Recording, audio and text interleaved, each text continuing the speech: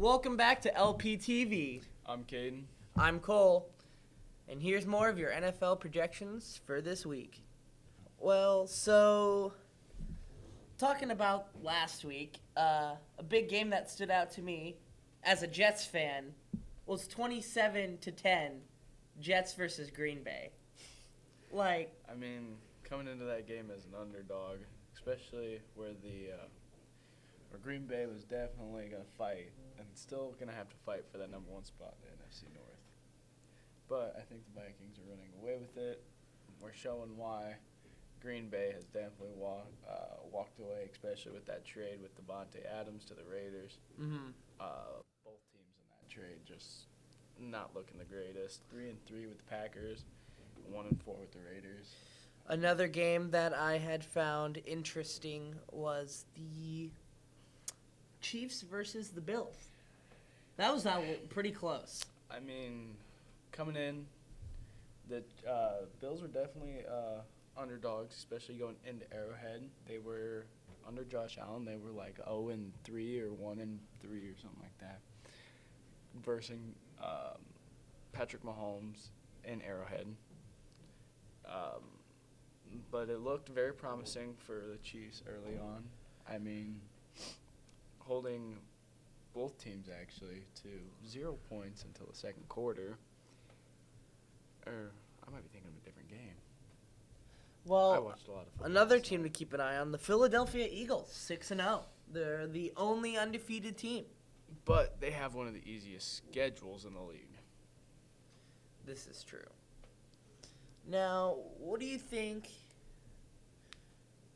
So who do you think the top three and the bottom three teams are right now? Since last week. Top three. I have to go the Bills. Bills definitely number one. Proving that even playing a very solid Kansas City Chiefs defense, they can still move the ball really well. They didn't move the ball really well in the first half. But the second half definitely got their act together and started moving the ball. Then there's the Vikings. Vikings. They're doing pretty solid, 5-1. Yeah, still one of the softer schedules. Not meant to be anyway. Miami, with Tua out, hopefully coming back next week with that should hopefully nerve be a big and concussion injury. I just hope Tua will be able to play again because Tua was a really good benefit to the Dolphins. The Jets, like I said, I don't know if I'd put them top three, but they've definitely proven themselves this season. They've beaten the 15. Packers. Definitely a top 15 team, maybe top 10. Could argue with that. I'd argue top 5 right now. Honestly, I think Cincinnati could be a top team too. Pulling their stuff together against New Orleans, really getting Jamar Chase involved into that action. Mm-hmm. I know he had like 10 targets on like 7 receptions for 100-plus yards and 2 touchdowns. Haven't seen those numbers since his rookie days. So I'm looking here. Our Thursday game for the 20th is New Orleans versus Arizona. I think Arizona might. Arizona, especially, I'm going with Arizona. I agree with you there. I think with them getting DeAndre Hopkins back, and it's gonna be a big Rondale pick. Moore. They get Rondale Moore back. I think especially with those 2 big targets, Hollywood Brown. If he stays healthy, I know we had a little groin injury this weekend. And DeAndre Hopkins, he's been practicing a little more coming up to this week, staying in those reps. I think Kyler Murray's going to have it out for him. I think he's going to love it. 2 very phenomenal number 1 and 2 receivers there. I think they just kind of walk into Thursday Night Football scoring 20-plus points. Definitely. Now, what do you think about the Jets versus Denver?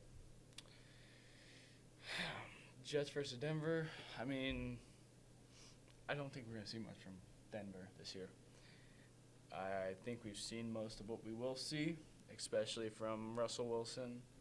His time in the NFL, unfortunately, is kind of out of the picture right now. Mm-hmm. He's getting old, and I mean we've seen players who can play through being old, Aaron Rodgers and Tom Brady, but even them, they're getting to this is showing that you need to be able to roll out of the pocket, make plays with your feet, like we see with a lot of people, a lot of quarterbacks in today's day and age.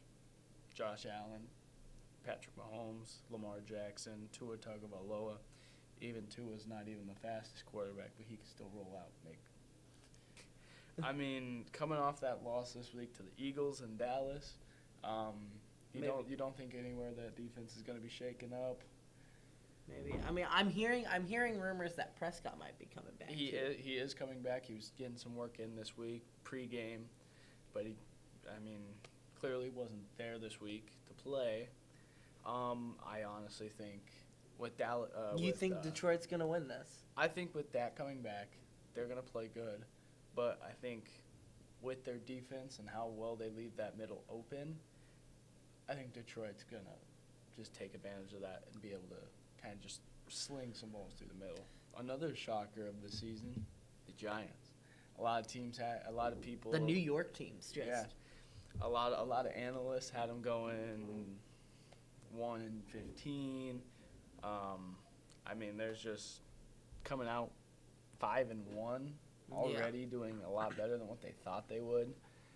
I think Kansas City thinks they're gonna walk through, and I think they do, but it's not gonna take them until the second half to realize what they gotta do to kind of. Definitely, it'll definitely be kind of like what it was with Green Bay and the Jets, where stuff started heating up in the second quarter. Oh yeah. Or the second half. One game I want to talk about. Bottom two teams on each side. Raiders and Houston. I mean, both teams, one win. And coming off. It'd be nice to see Houston. It'd be really as much nice. as I like that, I mean, both teams coming off bye weeks. I think fresh. Vegas wants that win after that tough 1-point loss, 28-30 to Chiefs. Oh, 100%. 2 weeks prior. They're coming to win. Yeah, I think Devontae Adams definitely. If he is I heard he's in legal troubles now. Yeah, if he's not suspended, I think he does really good.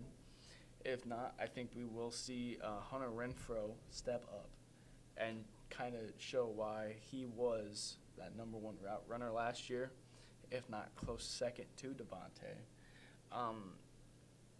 But I do believe Vegas walks in with a chip on their shoulder and walks out with the win. I think they do. I think their defense steps up and gets a hold of the Texans and just doesn't let them go. Definitely. So to end it here, we're just gonna go over Monday's game, Chicago versus New England. I think New England has it.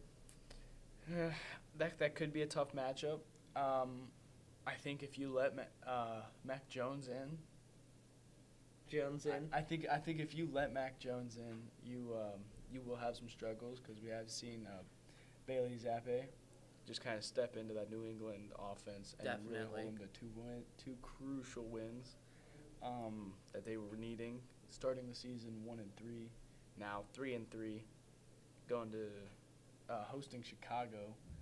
I think this is just the year of surprises. Most of the credit teams. I think New England takes it. I agree with you. Well, this is all the time we have. So from all the staff of LPTV, we thank you for watching. Yep.